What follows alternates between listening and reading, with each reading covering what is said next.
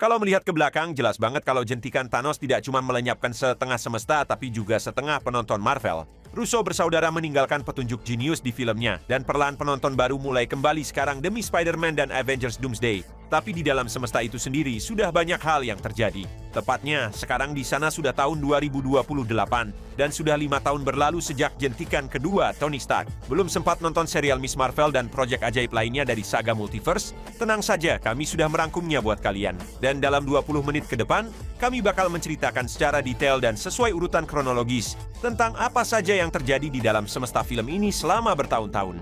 Cukup lewat satu video ini, kalian bakal langsung siap buat menyambut Spider-Man maupun Avengers tanpa harus repot-repot menonton She-Hulk yang melelahkan itu. Kami juga bakal menyegarkan ingatan kalian tentang kejadian di film dan serial lainnya. Dan yang paling penting, semuanya disajikan secara kronologis, karena peristiwa-peristiwa ini saling berkaitan dan memengaruhi satu sama lain di dalam semestanya. Ini penting sekali buat film-film ke depannya, jadi kami merasa layak mendapatkan tombol suka kalian di bawah video ini, sekaligus komentar tentang proyek saga multiverse mana yang menurut kalian paling keren. Saga ini dimulai pada musim gugur tahun 2023 setelah akhir dari Avengers Endgame dan jentikan Tony Stark. Secara kronologis, momen penting pertama sebenarnya berasal dari semesta lain, karena pada akhir tahun 2023, peristiwa dari film X-Men Days of Future Past sedang berlangsung. Di lini masa asli pada tahun 2023, robot Sentinel membantai semua mutan.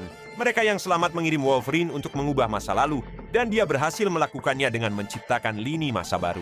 Saat terbangun di tahun 2023, dia mendapati Cyclops, Jean Grey, Storm, dan mutan lama lainnya dari kelompok lama ternyata masih hidup dan sehat. Kemungkinan besar semesta inilah yang bakal ditunjukkan kepada kita di Avengers Doomsday. Mengingat peristiwa Avengers akan terjadi pada tahun 2028. Artinya setelah akhir yang bahagia bagi para mutan, sudah 5 tahun berlalu di dunia mereka. Apa saja yang terjadi selama 5 tahun di sana bakal diceritakan di Avengers Doomsday. Sementara itu di semesta utama Marvel pada akhir tahun 2023, peristiwa dalam serial WandaVision baru saja dimulai.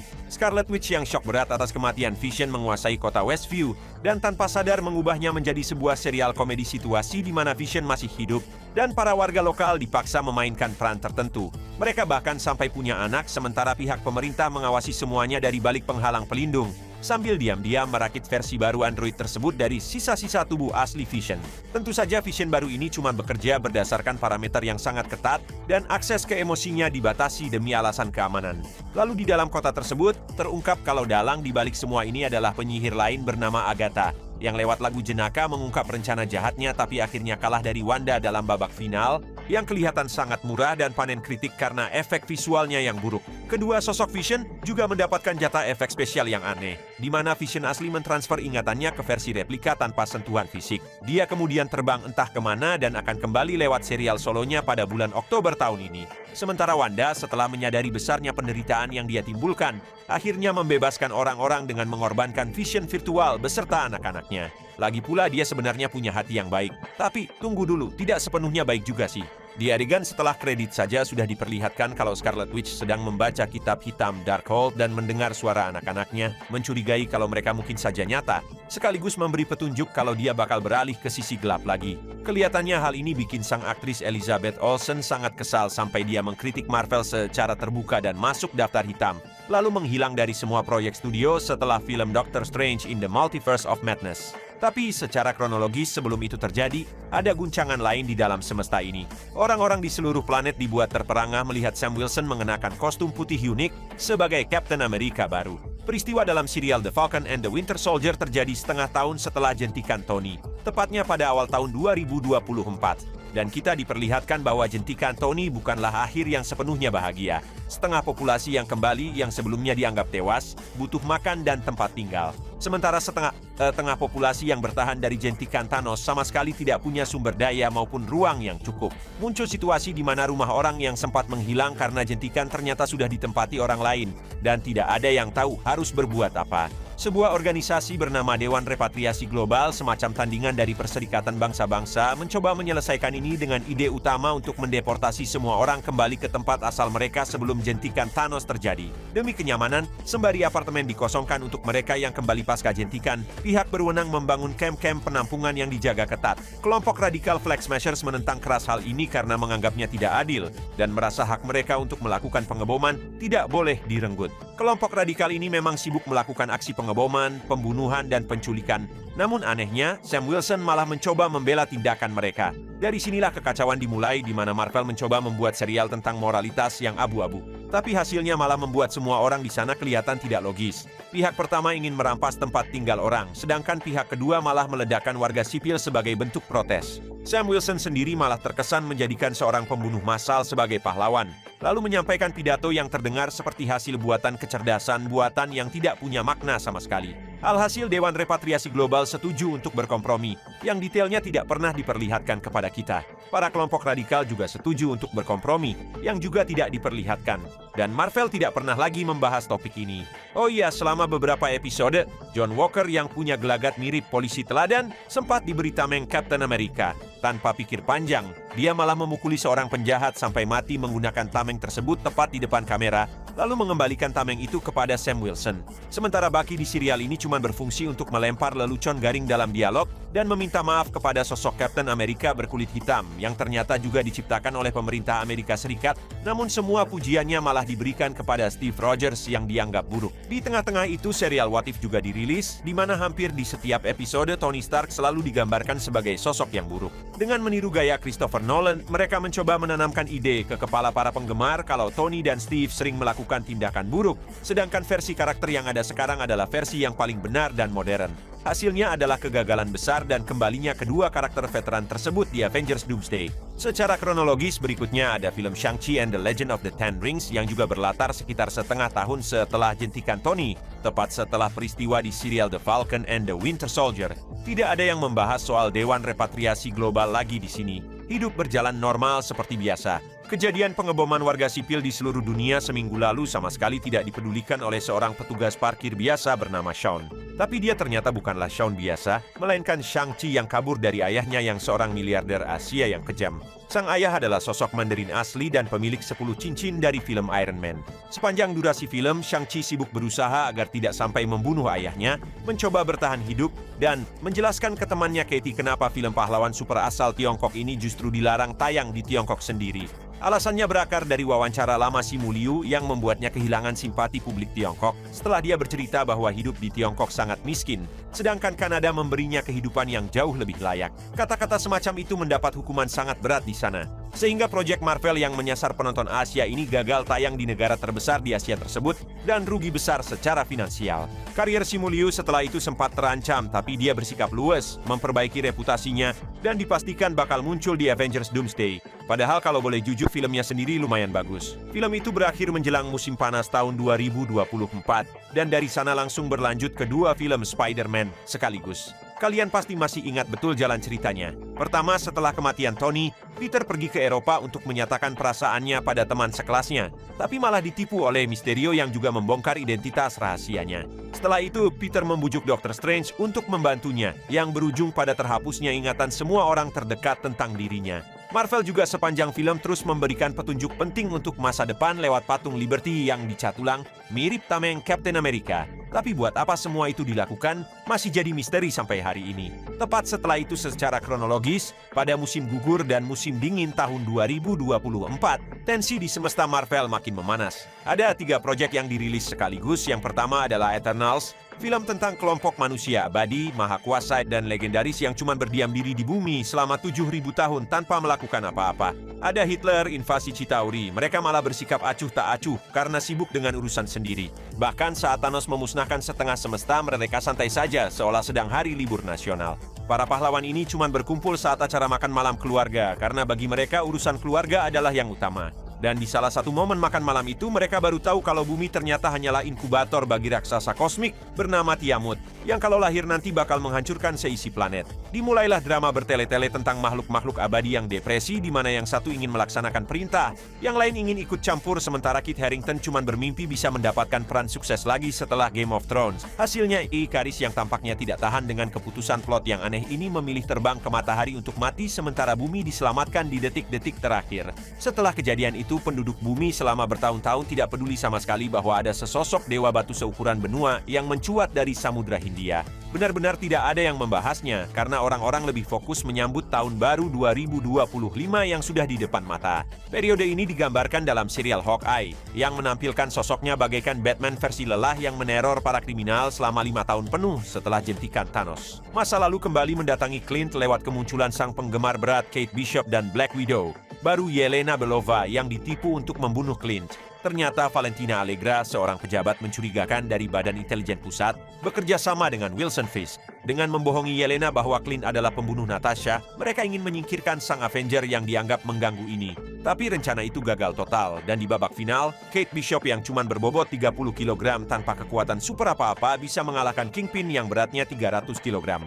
Lalu Clint Barton memutuskan pensiun karena tidak menemui kesepakatan gaji untuk musim kedua. Meski sekarang dia bilang kesepakatan sudah tercapai dan sepertinya bakal ada kelanjutan kisah. Secara kronologis, di waktu yang sama pada akhir tahun 2024, peristiwa dari film Doctor Strange in the Multiverse of Madness dimulai, di mana Marvel tiba-tiba ingat kalau mereka sedang menggarap saga multiverse dan memutuskan untuk menyisipkan elemen multiverse tersebut. Hasilnya lumayan oke dengan kehadiran Illuminati yang langsung dibantai dengan cepat oleh Scarlet Witch yang tampil beringas layaknya Terminator. Selebihnya, film ini memperkenalkan konsep kehancuran multiverse, di mana dunia-dunia yang berbeda mulai bertabrakan dan saling menghancurkan karena hukum alam yang misterius. Scarlet Witch pada akhirnya tertimbun reruntuhan besar, tapi belakangan dalam komik Marvel ditunjukkan kalau Wanda selamat dan saat ini, seperti Captain America dulu, sedang dalam mode menunggu. Doctor Strange sendiri kemudian bertemu dengan Clea yang diperankan oleh Charlize Theron, yang secara belak-belakan mengaku tidak paham siapa karakter itu sebenarnya dan apa tujuannya dihadirkan di Marvel. Momen ini membuat Kevin Feige mulai berpikir keras bahwa harus ada tindakan nyata untuk menyelamatkan semesta film ini. Mereka memutuskan memakai serial Loki sebagai acuan utama karena terbukti sukses besar. Proyek itu disukai penonton sekaligus meraih angka penayangan yang sangat tinggi. Secara kronologis, kedua musimnya berjalan di luar batas waktu, tapi secara praktis peristiwa di dalamnya terjadi sekitar tahun 2024, karena petualangan Loki dan Sylvie menemui Kang baru dimulai tepat setelah jentikan Tony. Lalu kisahnya berakhir dan Loki bertransformasi menjadi dewa cerita tepat sebelum film Doctor Strange in the Multiverse of Madness dimulai. Karena dari sinilah invasi antar dimensi itu bermula. Di tengah prosesnya, Loki mengenal sistem birokrasi kosmik dan sosok Kang yang maha kuasa yang akhirnya dikhianati secara mengejutkan. Dia juga mewujudkan impian hidupnya untuk naik takhta, meski ada konsekuensi pahit karena takhta tersebut menuntutnya hidup dalam kesendirian total. Di sini kita perlu memberi catatan tentang gambaran multiverse secara keseluruhan dan apa saja yang berubah setelah Loki naik takhta. Ada sedikit kesalahpahaman di bagian ini. Pada musim pertama Loki, otoritas variasi waktu tidak melenyapkan semua lini masa di luar lini masa suci, meski awalnya kelihatan seperti itu. Kenyataannya, mereka cuma menghapus lini masa yang alur sejarahnya berubah drastis. Contohnya, lini masa tempat Loki berupa perempuan bernama Sylvie sama sekali tidak dihapus sampai dia beranjak dewasa dan mulai mengancam keteraturan. Seandainya dia bertingkah laku seperti Loki pria biasa, lini masa tersebut akan dibiarkan hidup aman-aman saja. Artinya konsep multiverse itu memang ada sejak dulu dengan sedikit perbedaan kecil saja. Tujuan utama mereka adalah memastikan Kang the Conqueror terlahir sebagai Victor Timely, sehingga dengan keterbatasan teknologi masa lalu dia tidak akan bisa memicu perang multiverse. Namun setelah naik takhta, Loki mengubah aturan dan membebaskan alur multiverse, yang akhirnya memicu lahirnya berbagai varian Kang dan adegan pasca kredit di film Ant-Man and the Wasp Quantumania. Tidak semua orang di otoritas variasi waktu menyukai hal ini. Dalam film Deadpool and Wolverine, faksi pimpinan agen Paradox mencoba menentang keputusan Loki yang berujung pada penangkapan mereka di akhir film setelah Hugh Jackman menunjukkan aksi fisik yang luar biasa. Selain itu, di film ketiga Deadpool ini, berkat aturan baru yang longgar dari Loki, mereka berhasil menyelamatkan semesta Fox dengan Hugh Jackman resmi menjadi Wolverine utama di dalamnya. Apakah semesta itu sama dengan yang ada di film X-Men Days of Future Past dan Avengers Doomsday? Mari kita tunggu saja kelanjutannya. Tahun 2024 pun resmi berakhir bagi Marvel. Memasuki tahun 2025 yang sibuk, proyek pertama yang hadir adalah Moon Knight. di mana Marvel mencoba keluar dari pakem pahlawan super biasa dengan menghadirkan kisah bergenre cerita seru psikologis tentang seorang pria dengan kecemasan mendalam. Hasilnya sangat luar biasa, tapi hanya untuk pengembangan karakternya saja. Dari sudut pandang semesta film, ini malah membingungkan karena ternyata selain Eternals, ada juga para dewa Mesir kuno yang tidak peduli sama sekali dengan Thanos maupun Chitauri. Lini masa bahkan bisa diputar balik hingga ribuan tahun tanpa disadari oleh Doctor Strange. Dan tentu saja semua orang masih bersikap seolah tidak ada apa-apa mengenai munculnya jasad dewa batu raksasa baru di bumi. Hal ini baru coba disinggung tipis-tipis dalam film Black Panther Wakanda Forever yang berlatar sesudahnya pada tahun 2025. Tapi bahasannya cuma sebatas gempa bumi dan getaran bawah tanah saja. Selebihnya terungkap pula bahwa di semesta Marvel ada bangsa Talakan yang tinggal di bawah air, yang juga mengabaikan serangan Chitauri maupun jentikan Thanos. Wakanda terpaksa berperang melawan mereka agar mereka tidak menyerang seluruh dunia. Lewat kesedihan yang mendalam, Shuri akhirnya menyandang gelar Black Panther, dan di bagian akhir film, seperti biasa setelah pertempuran besar dia berpidato tentang perdamaian dan memaafkan Namor. Meskipun begitu, Vibranium tetap tidak diserahkan kepada Perserikatan Bangsa-Bangsa. Lalu secara urutan waktu, semesta film ini mulai terasa jenuh dengan banyaknya perilisan serial. Lewat Echo, Marvel mencoba mengingatkan kita kalau kriminalitas jalanan masih ada dengan menampilkan kembali sosok Kingpin. Di serial She-Hulk, Marvel berupaya menunjukkan bahwa beban hidup perempuan jauh lebih berat dibanding Hulk. Di Miss Marvel, mereka mengingatkan kalau 7 tahun lalu Disney sudah membeli Fox dan Mutant kini resmi eksis di semesta ini. Sementara di serial Ironheart ditunjukkan kalau Tony Stark seolah-olah cuma penemu yang sedang beruntung saja, dan kesuksesannya bisa ditiru oleh gadis Afrika Amerika mana saja. Secara umum, semua judul di daftar itu masih layak tonton kecuali She-Hulk. Masalah utamanya bukan pada kualitas proyeknya sendiri, melainkan penempatannya di dalam semesta film. Proyek yang paling mengundang perdebatan adalah Secret Invasion, di mana Marvel dengan modal reputasi komik terkenalnya nekat, menghabiskan $250 juta untuk mengadaptasinya. Tapi mereka terlalu takut untuk mengubah status quo. Hasilnya kita cuma disuguhi aksi mata-mata yang membosankan di ruangan gelap. Sementara musuh utamanya sibuk mengumpulkan sampel darah para Avengers layaknya barang koleksi langka. Di bagian akhir, karakter yang diperankan Emilia Clarke tiba-tiba mendapatkan seluruh kekuatan dari semua Avengers sekaligus, menjadikannya makhluk terkuat di semesta Marvel, sementara dunia akhirnya tahu tentang keberadaan alien. Tapi setelah itu tidak terjadi apa-apa, sama persis seperti kasus Dewa Batu Raksasa yang tertidur di samudra. Semua orang bersikap biasa saja, masalah itu dilupakan begitu saja. Bahkan aktor Chris Hemsworth sendiri mencoba melupakan film Thor Love and Thunder yang secara kronologis terjadi belakangan pada tahun 2025. Taika Waititi yang dulu sempat dipuji karena humor segarnya di Thor Ragnarok, kali ini malah menyuguhkan film komedi konyol dengan lelucon yang terasa garing. Sebuah film komedi dengan kambing yang suka berteriak, para dewa Yunani yang bertingkah konyol, dan sosok Thor yang kehilangan wibawa serta akal sehatnya. Di akhir cerita, Jane Foster pergi ke Valhalla. Karakter Gorr yang diperankan Christian Bale tewas setelah mendapat akhir yang kurang memuaskan. Thor kemudian mengadopsi putri Gorr dan menjadi ayah yang penyayang. Tapi keanehan belum berhenti di situ, karena pada saat yang sama peristiwa dari film The Marvels sedang berlangsung, di mana ditunjukkan kalau Carol Danvers tidak membantu menyelamatkan semesta dari Thanos karena sibuk mengurusi konflik antar galaksi.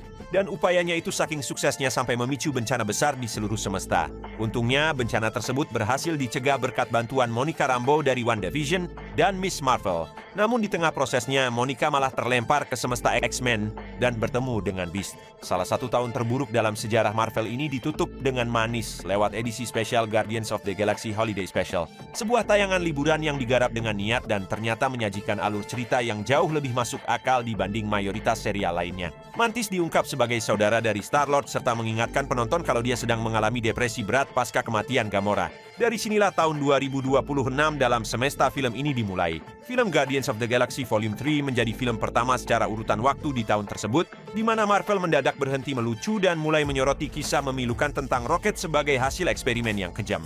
Di tengah perjuangan mereka melawan High Evolutionary, kelompok ini bertemu dengan versi baru dari Gamora. Drax terbukti menjadi sosok ayah angkat yang hebat, sedangkan Rocket resmi menjadi pemimpin baru. Di akhir film, para anggota tim memutuskan berpisah jalan.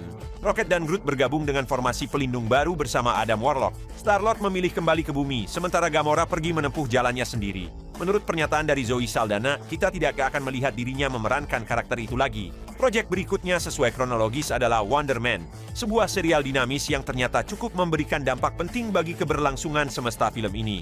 Serial ini mengisahkan bahwa pahlawan super kini sudah menjadi hal yang lumrah dan bagian dari sistem birokrasi. Ada penjara khusus yang dikelola oleh lembaga damage control untuk mengawasi mereka.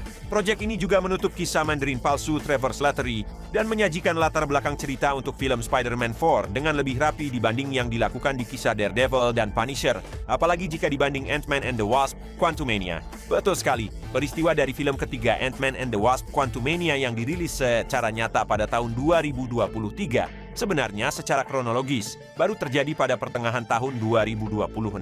Scott Lang kini menikmati hidupnya sebagai selebritas internet, namun tanpa sengaja terlempar ke alam kuantum yang efek visualnya kelihatan kurang matang akibat aksi mogok kerja para seniman efek visual. Di sana dia berhadapan dengan varian terkuat dari Kang, yang saking kuatnya malah bisa dikalahkan oleh kerja sama keluarga Ant-Man biasa. Kejadian ini memicu pertanyaan besar bagi para penonton. Bagaimana bisa Kevin Feige berniat menjadikan karakter semacam ini sebagai ancaman besar setingkat Avengers? Bahkan adegan pasca kredit yang menampilkan 1000 varian Kang pun tidak banyak membantu meyakinkan penonton. Kalau varian terkuatnya saja bisa dikalahkan dengan mudah oleh Ant-Man, bukankah seluruh pasukan itu bisa disapu bersih sekali tebas oleh Thor? Di titik inilah pihak studio akhirnya menyerah dan memilih untuk memohon kembalinya Robert Downey Jr. serta Chris Evans. Sementara itu, kasus skandal pribadi yang menjerat aktor Jonathan Majors akibat perselisihan dengan kekasihnya justru menjadi berkah tersendiri bagi Feige. Dia jadi tidak perlu repot-repot merampungkan lini cerita yang kurang sukses tersebut. Masih pada tahun 2026, dampak dari peristiwa WandaVision berlanjut dalam serial solo Agatha All Along. Dalam serial itu, Agatha yang telah dikalahkan oleh Scarlet Witch mengumpulkan kelompok penyihir terbuang untuk menebus kesalahan masa lalu mereka. Di saat yang sama diperlihatkan kalau salah satu putra Wanda yang bernama Billy ternyata masih hidup. Akhirnya Marvel membawa kembali elemen sihir dan kitab hitam ke dalam cerita utama setelah 5 tahun lamanya diabaikan oleh semua orang. Tahun 2026 yang tenang ini pun berakhir dan dimulailah tahun 2027. Wilson Fisk ternyata selamat setelah wajahnya ditembak dan kini resmi terpilih menjadi wali kota New York. Sosok penjahat kelas kakap ini tampaknya sama sekali tidak membuat khawatir para warga kota, yang dengan senang hati memilihnya menjadi pemimpin mereka. Plot twist yang aneh dimulai saat Kingpin menggunakan jabatan barunya untuk melakukan tindak korupsi yang memaksa Daredevil kembali beraksi. Perseteruan sengit di antara keduanya pun dimulai, atau lebih tepatnya, baru sekadar diumumkan, karena di sela-sela 2 musim serial tersebut ada peristiwa dari 2 film layar lebar yang terjadi. Di film pertama yaitu Captain America: A Brave New World, Sam Wilson dan pemerintah Amerika Serikat sama sekali tidak peduli kalau New York sedang dipimpin oleh seorang mantan gembong mafia. Semua orang sibuk dengan rencana untuk mengubah pahlawan super menjadi aset yang sepenuhnya dikontrol oleh negara. Sang presiden yang diperankan oleh Harrison Ford mencoba merekrut Sam Wilson. Setelah 3 tahun berlalu, semua orang akhirnya ingat kembali dengan keberadaan jasad dewa raksasa yang mencuat dari bumi. Di dalam tubuh dewa tersebut, mereka menemukan logam adamantium yang langsung memicu persaingan politik global untuk memperebutkannya. Sam Wilson berupaya mencegah kekacauan dunia, meredam potensi perang, dan harus bertarung melawan sang presiden yang telah berubah wujud menjadi Red. Hal ini terjadi karena Marvel memang tidak bisa menyelesaikan konflik cerita tanpa menampilkan sosok raksasa hasil efek komputer yang sibuk menghancurkan fasilitas kota. Berikutnya ada film Thunderbolts, di mana Valentina Allegra yang menjadi pelindung Wilson Fisk menciptakan sosok prajurit super bernama Sentry dari seorang mantan pecandu.